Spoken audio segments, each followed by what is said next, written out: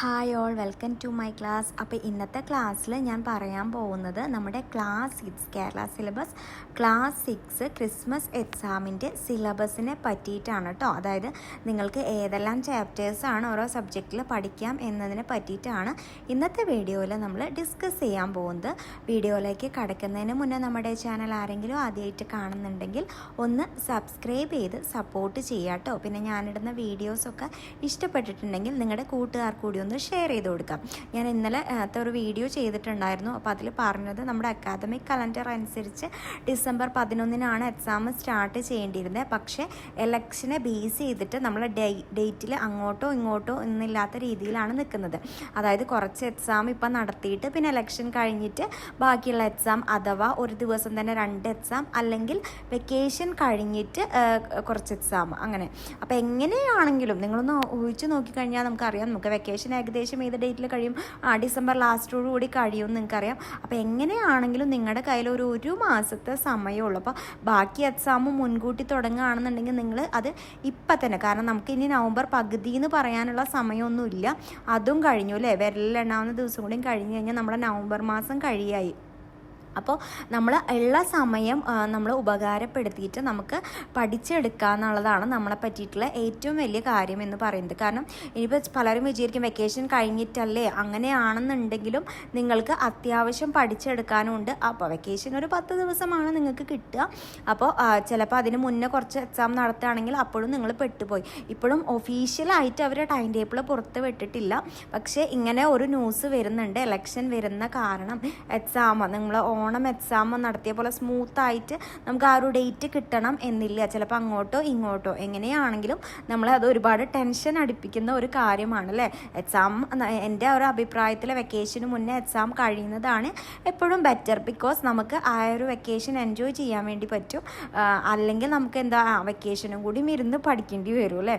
നമുക്ക് ആ ഒരു വെക്കേഷൻ എന്ന് പറയുന്നത് ഭയങ്കര ടെൻഷൻ നിറഞ്ഞ ഒന്നാണ് അല്ലേ. അപ്പം നമ്മൾ എന്ത് തന്നെയാണെങ്കിലും എക്സാം നേരത്തെ ആവും എന്ന് പ്രതീക്ഷിച്ചിട്ട് വേണം നമ്മൾ പഠിച്ചു തുടങ്ങാം. പിന്നെ നമ്മുടെ ചാനലിൽ ക്ലാസ് 6 ബേസിക് സയൻസും സോഷ്യൽ സയൻസിൻ്റെ ക്ലാസ്സസാണ് കൂടുതലായിട്ടും ഇടാറുള്ളത്. അപ്പോൾ ഞാൻ എപ്പോഴും പറയുന്ന പോലെ, ഞാൻ നിങ്ങൾക്ക് ഓണം എക്സാം ആകുമ്പോൾ മനസ്സിലായിട്ടുണ്ടാവും, നമ്മൾ ചാനലിലെ ഓരോ ക്ലാസ്സിൻ്റെ പ്രീവിയസ് ഇയർ ക്വസ്റ്റ്യൻ പേപ്പർ, അതുപോലെ തന്നെ ഗവൺമെൻറ് പുറത്ത് വിട്ടിട്ടുള്ള അതുപോലെ മോഡൽ ക്വസ്റ്റ്യൻ പേപ്പറൊക്കെ നമ്മൾ ആൻസർ ചെയ്യാറുണ്ട്. നമ്മുടെ class 6 previous year question paper attend ചെയ്യാൻ പറ്റില്ല. ബിക്കോസ് നിങ്ങൾക്കുള്ളത് പുതിയ സിലബസാണ്, പുതിയ ടെക്സ്റ്റ് ബുക്കാണ്. നിങ്ങൾക്ക് പാർട്ട് 2 ഒക്കെ ഇപ്പോൾ കുറച്ച് നാളായി കിട്ടിയിട്ടുണ്ടാവുള്ളൂ. അപ്പോൾ നമുക്ക് പഴയ ഒരു ക്വസ്റ്റ്യൻ പേപ്പറിൻ്റെ ആൻസർ ചെയ്തിട്ട് നിങ്ങൾക്ക് കാര്യമില്ല, നിങ്ങൾക്ക് പുതിയ ടോപ്പിക്സാണ് പഠിക്കാനുള്ളത് അല്ലേ. അപ്പോൾ നമുക്ക് ചെയ്യാൻ പറ്റുന്നത് എന്താണെന്ന് വെച്ച് കഴിഞ്ഞാൽ, അവർ മോഡൽ ക്വസ്റ്റ്യൻ പേപ്പർ പുറത്ത് വിടുമ്പോൾ ഞാൻ എന്തായാലും ആ മോഡൽ ക്വസ്റ്റ്യൻ പേപ്പർ ആൻസർ ചെയ്യുന്നതായിരിക്കും കേട്ടോ. പിന്നെ നമ്മൾ ഇപ്പോൾ ഞാൻ സിലബസ് ഇപ്പോൾ പറഞ്ഞു തരാം. അപ്പോൾ അതിൽ ഞാൻ വരുന്ന എല്ലാ ചാപ്റ്റേഴ്സും നമ്മൾ ഓൾറെഡി നമ്മുടെ ചാനലിൽ എടുത്ത് കഴിഞ്ഞതാണ്, കുറേ ദിവസമായി എടുത്ത് കഴിഞ്ഞിട്ട്. അപ്പോൾ ഞാൻ എപ്പോഴും പറയുന്ന പോലെ നമ്മുടെ ചാനലിൽ കയറിയിട്ട് പ്ലേലിസ്റ്റ് ചെക്ക് ചെയ്യാം. അപ്പോൾ ക്ലാസ് 6 ബേസിക് സയൻസ് എന്ന് ചെക്ക് ചെയ്ത് കഴിഞ്ഞാൽ ബേസിക് സയൻസിൽ അപ്ലോഡ് ചെയ്തിട്ടുള്ള വീഡിയോസൊക്കെ ഓർഡർ വൈസ് ആയിട്ട് കാണാൻ വേണ്ടി പറ്റും കേട്ടോ. അതുപോലെ തന്നെ ക്ലാസ് 6 സോഷ്യൽ സയൻസ് എന്ന് ചെക്ക് ചെയ്ത് കഴിഞ്ഞാൽ, ആ പ്ലേലിസ്റ്റ് ചെക്ക് ചെയ്ത് കഴിഞ്ഞാൽ നിങ്ങൾക്ക് എന്ത് കാണാൻ വേണ്ടി പറ്റും, നമുക്ക് സോഷ്യൽ സയൻസിൻ്റെ വീഡിയോസൊക്കെ നിങ്ങൾക്ക് അവിടെ വളരെ നീറ്റായിട്ട് കാണാൻ വേണ്ടി പറ്റും. ഓക്കെ.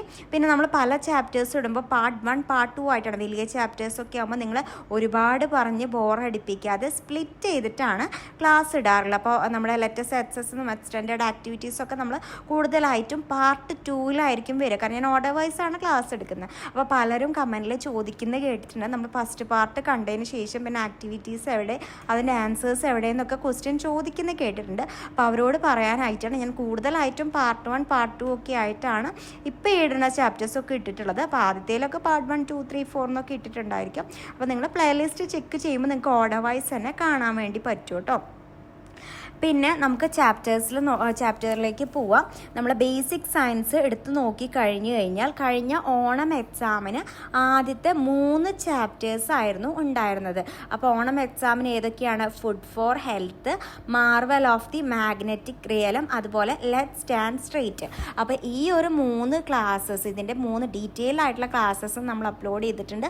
അതിനുശേഷം ഓണം എക്സാമിന് വേണ്ടിയിട്ട് നമ്മൾ എന്ത് ചെയ്തിട്ടുണ്ട്, ഓരോ ചാപ്റ്ററിലെയും ഇമ്പോർട്ടൻ്റ് ഇമ്പോർട്ടൻ്റ് ആയിട്ടുള്ള ക്വസ്റ്റ്യൻസ് സെപ്പറേറ്റ് എടുത്തിട്ടും വീഡിയോ ചെയ്തിട്ടുണ്ട്.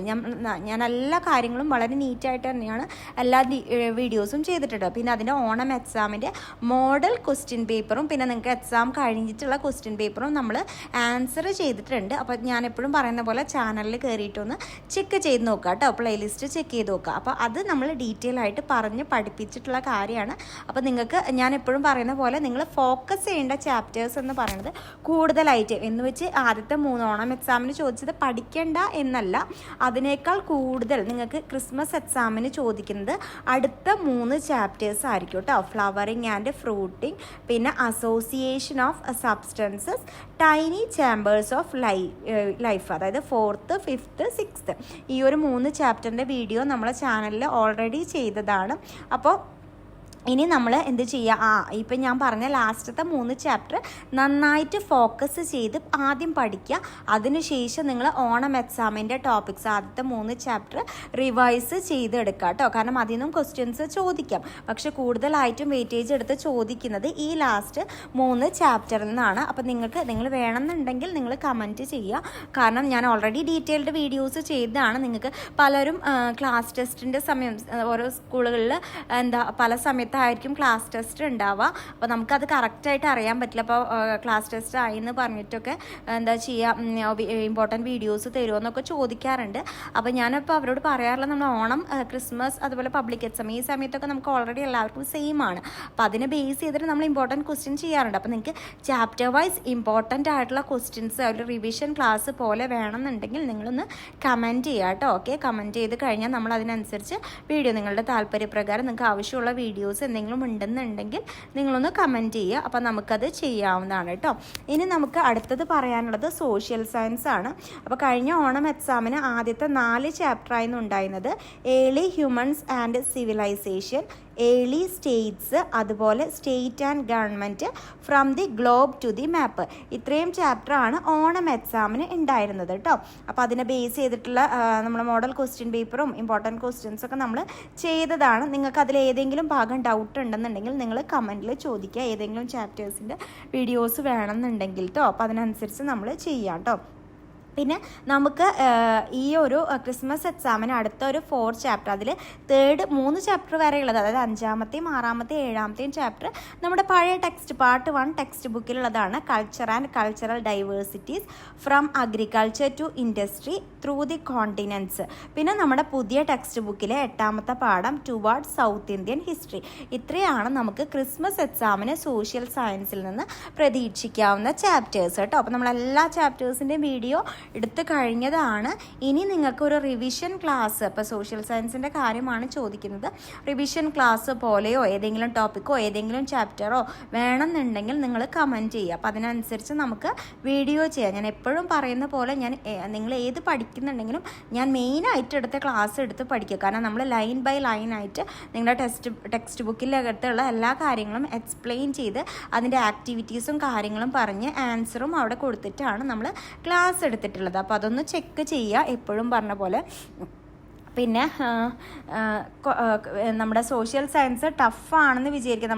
നമ്മൾ മനസ്സിരുത്തി വായിച്ച് തന്നെ പഠിക്കാൻ നോക്കുക. നമുക്ക് ഓരോ ചാപ്റ്റർ എടുക്കുമ്പോൾ നമ്മൾ ഇമ്പോർട്ടൻ്റ് ആയിട്ടുള്ള കാര്യങ്ങൾ പറയാം. മോഡൽ ക്വസ്റ്റ്യൻ പേപ്പർ പുറത്ത് വിട്ടാലാണ് നമുക്കത് ആൻസർ ചെയ്യാൻ പറ്റുള്ളൂ. അപ്പോൾ അതുവരെ നിങ്ങൾ വെയിറ്റ് ചെയ്തിരിക്കാതെ ഞാൻ ക്ലാസ് എടുത്തതാണ്. അപ്പോൾ നിങ്ങൾക്ക് ഞാൻ ഇനി ഉദ്ദേശിക്കുന്നത് അങ്ങനെയാണ്, ഓരോ ചാപ്റ്റർ വൈസ് നിങ്ങൾ അധികം സമയമില്ല. അപ്പോൾ സോഷ്യലും അതുപോലെ ബേസിക് സയൻസൊക്കെ പഠിച്ചെടുക്കാൻ കുറച്ച് സമയം എടുക്കുന്ന ഒരു സബ്ജക്ട്സ് ആണല്ലേ. അപ്പോൾ അത് നിങ്ങൾ പഠിച്ചു തന്നെ തുടങ്ങാം കേട്ടോ. അപ്പോൾ അതിൻ്റെ വീഡിയോസ് എല്ലാം നമ്മൾ ചെയ്തതാണ്. ഞാൻ എപ്പോഴും പറയുന്ന പോലെ ക്ലാസിക്സ് സോഷ്യൽ സയൻസ് എന്ന് പറഞ്ഞിട്ടുള്ള പ്ലേലിസ്റ്റ് ചെക്ക് ചെയ്ത് കഴിഞ്ഞാൽ ഞാൻ അപ്ലോഡ് ചെയ്തിട്ടുള്ള വീഡിയോസൊക്കെ നിങ്ങൾക്ക് അവിടെ കാണാൻ വേണ്ടി പറ്റും. പിന്നെ കോണ്ടിനെൻസിൻ്റെ പാഠം ഒക്കെ നന്നായിട്ട് മാപ്പ് കാര്യങ്ങൾ അങ്ങനത്തെ ഒക്കെ നിങ്ങൾ നന്നായിട്ട്, ടെക്സ്റ്റ് ബുക്കാണ് നിങ്ങളുടെ മെയിൻ.